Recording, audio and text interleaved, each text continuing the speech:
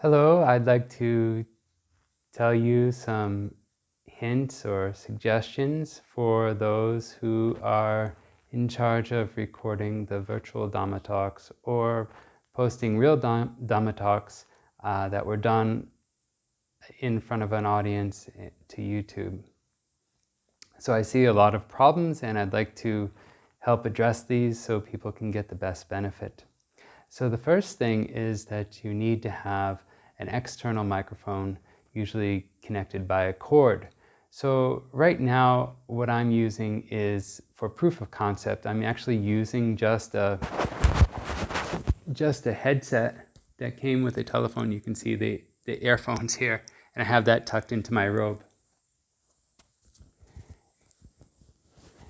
And this is better than nothing. What I have here, and I'm not using this for this video, is a small microphone. I think this costs about $7, so you can get some cheap microphones. And then I have a 6-foot extender cable.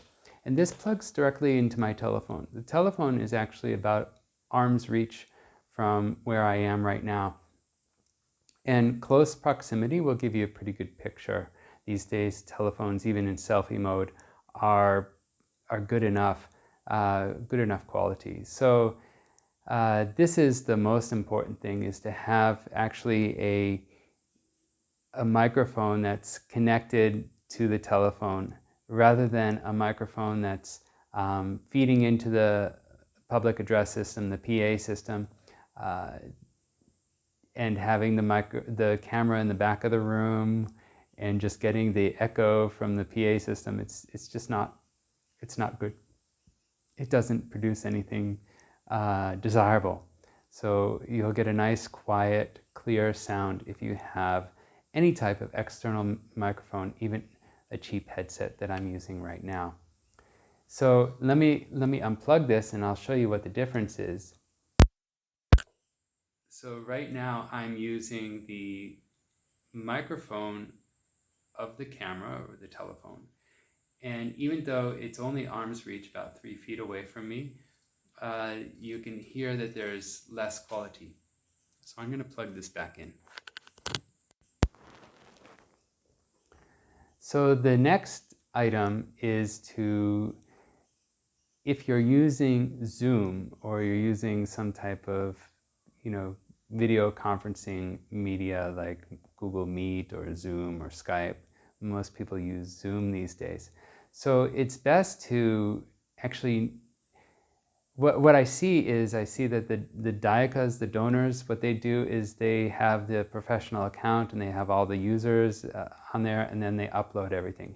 But the monk is actually remote. And so what happens is the voice is not matching the lips moving. And so this is a problem, and the quality is quite bad. And then the screen space is also lower.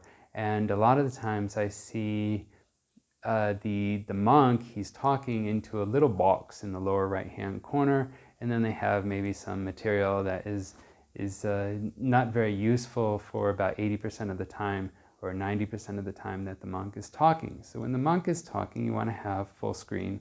And when the material is being shown, when it's being read, the rule is if you show something on the screen, you should read it. When you have the material on the screen and it's being read, you want to have that in full screen. So the best thing to do is actually, the monk should have a telephone mounted on a tripod. You can get very cheap tripods. You should record the video direct. Even though a Zoom call is being done, there's no rule that says you can't have 2 cameras going at the same time. So you can do your Zoom talk as you're doing normally, and then you can also have an auxiliary telephone recording in selfie mode your Dhamma talk. And what this can do is you can get a higher quality video. It's full screen of yourself. And then what you can do is you can take the material that you are presenting, maybe some Pali on the screen.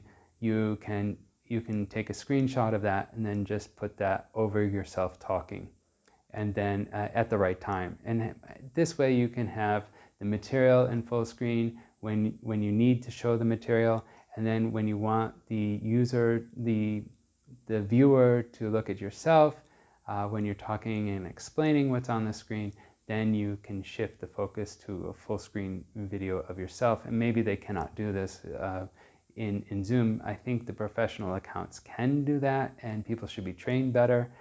But it doesn't matter. The video that you upload to YouTube, it should be a direct video, and you'll get better quality from a telephone rather than your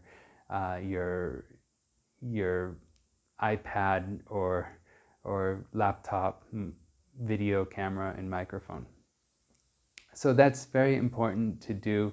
The last thing is, if you're uploading to YouTube, if you can spend the extra $1 and upload a little bit higher quality, and also try to make the Dhamma Talks into smaller sections and maybe even shorter. So these days people have less of an attention span, and so it's best to have numbered series of talks and things broken up, because the viewership, if you look at the stats of YouTube, actually very few people are going to watch a whole hour, let alone a half hour, let alone 20 minutes. So you actually should aim for about 8 minutes or even less than that.